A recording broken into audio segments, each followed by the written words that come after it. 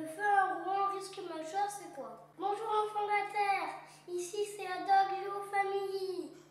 Suite à la catastrophe du feu de l'usine Lubrizol à Rouen, qu'on entend parler depuis 15 jours. J'ai plein de questions. Doc, mes copains et moi avons entendu que ce feu était un risque majeur.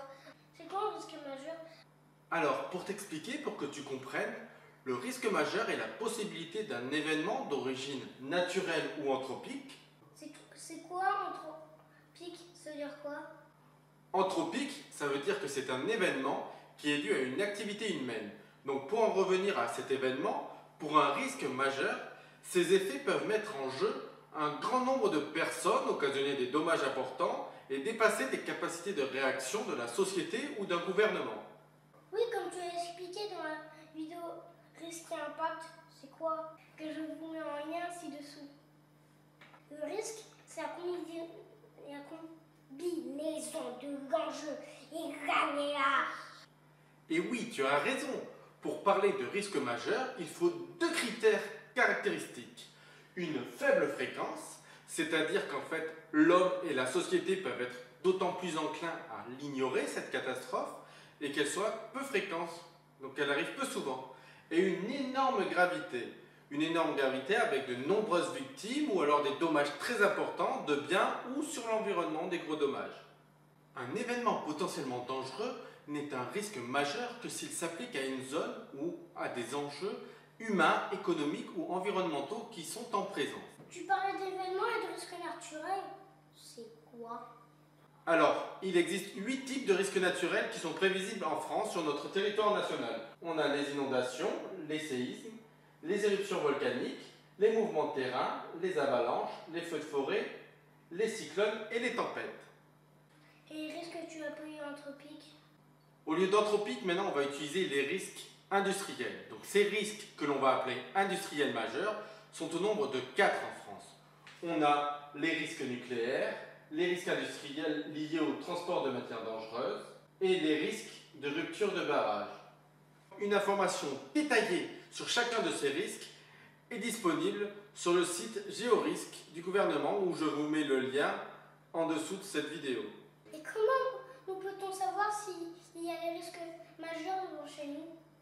Ben justement, en allant voir le site de Géorisque, on peut voir et avoir des cartes sur tous les risques majeurs présents proches de chez nous sur sa commune. Comme j'ai pu le faire ici sur la ville de Nîmes, où on peut identifier les risques de feux de forêt, inondations par torrentiel, dû au ruissellement, des risques industriels, des séismes et des transports de matières dangereuses. Bon, ok pour le risque majeur. On arrête. Sinon, le but de cette vidéo, c'est de comprendre les risques des feux de l'usine de Rouen. Tu peux nous en parler? Ben alors oui, l'incendie de l'entrepôt de l'usine Lubrizol à Rouen est un feu de liquide inflammable, proche d'enjeux d'habitation et du centre-ville de Rouen. Ce feu d'un site industriel classé Seveso. Oula, stop, là je ne comprends plus rien donc. C'est quoi un site Seveso, Les sites industriels sont soumis à différents niveaux de réglementation européenne et nationale. Parmi ces réglementations existe la directive dite Seveso.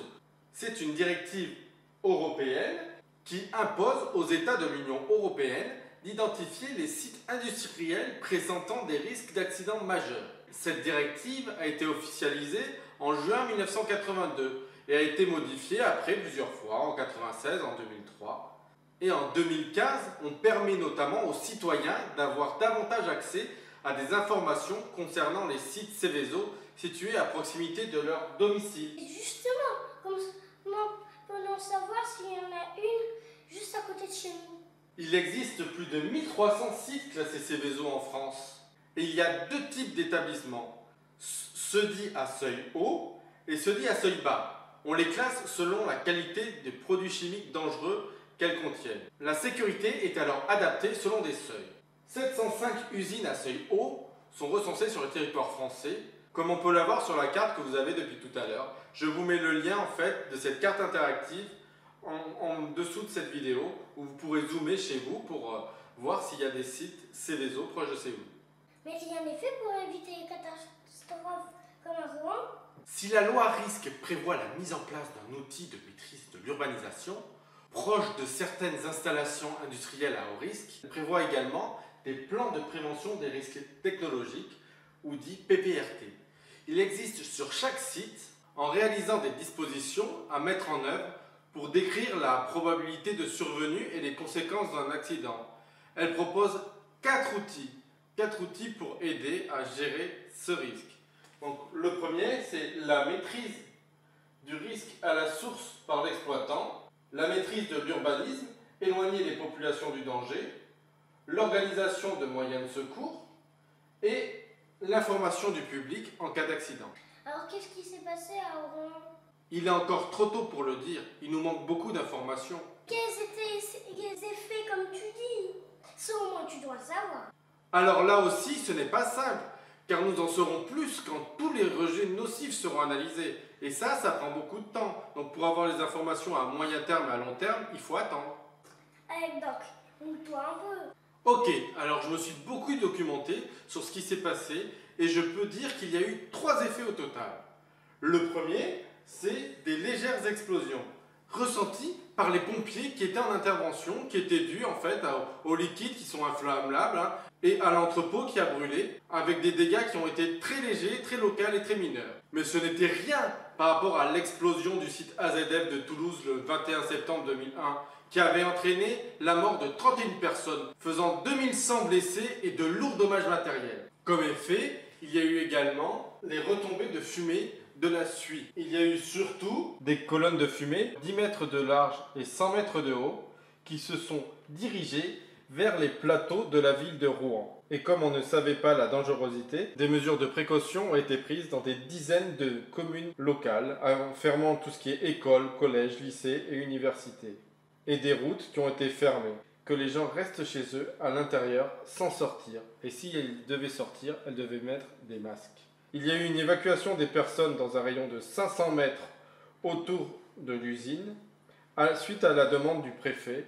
Ces retombées de fumée, de suie, a priori pas trop toxiques, seraient issues de la dégradation des hydrocarbures qui étaient dans l'usine, dans les entrepôts, qui forment des particules carbonées lourdes, solides, issues de la combustion et provoquent un risque chez les personnes sensibles, telles que les femmes enceintes, les personnes âgées, les enfants. C'est comme en ville quand il y a les alertes pollution de particules fines. Le risque est principalement l'irritation des poumons et si c'est une personne fragile, par exemple asthmatique, ça renforce les maladies. Il y a eu de nombreuses hospitalisations pour des gènes respiratoires durant cet incendie. Ça fait peur là Doc. Est-ce qu'il y a eu d'autres dangers? Oui, celui qui a touché la plus grande zone, parce que le risque précédent, en fait, ça a touché à quelques kilomètres autour, les fumées. Là, on a un risque qui a touché à plusieurs dizaines de kilomètres. On l'a appelé la pluie noire. Les fameux liquides inflammables qui ont brûlé se sont transformés en gaz, en vapeur. Ces vapeurs, en remontant dans les nuages, ont pollué ces nuages. Puis le vent a transporté ces nuages et la pluie polluée est tombée sur le sol, touchant ainsi les zones agricoles, là où il y avait les animaux, les habitations, les potagers. Ici, on voit les communes en rouge sur la carte qui ont subi des restrictions sanitaires suite à l'incendie de l'usine Lubrizol. Par mesure de précaution, les animaux ont été rentrés dans ces communes, les cultures et potagers ont été interdits à la consommation, car contrairement à la zone proche de Rouen, où il y a eu un traitement des eaux de lavage, plus loin, il n'y en a pas eu. Il y a même eu une nappe d'hydrocarbures de 2000 m² qui est apparue sur le fleuve et l'État a armé un navire pour faire des barrages anti-pollution. Bref, toute la zone a été touchée, mais nous ne saurons la gravité de cette pollution à moyen terme et long terme que dans quelques temps, quand tout aura été analysé. Que nous conseilles-tu si ça se reproduit? Déjà, prévenir les autorités. Et si vous avez peur pour votre santé, prévenir l'agence régionale de santé, l'ARS. Il faut rester enfermé dedans, ne surtout pas nettoyer avec des jets d'eau ou un aspirateur, car ça met en suspension des matières potentiellement dangereuses. Il faut nettoyer avec de l'eau et une éponge, en utilisant des gants, puis jeter les ustensiles usagés. Pour vous les enfants, Géo, vérifiez que vous ne mettez pas la suie dans la bouche et vous nettoyez les mains régulièrement. Et surtout, respectez les consignes des autorités. Bon, si j'ai bien compris. Pour savoir leurs effets sur la production et consommation de nourriture à moyen terme et les effets sur la biodiversité, l'environnement, il faut attendre. C'est pas rassurant tout ça. Eh oui. Bon les amis, si vous avez des questions, n'hésitez pas à en poser. C'est la fin de cette vidéo sur Fort One. Alors les enfants de la Terre, si vous avez apprécié, mettez un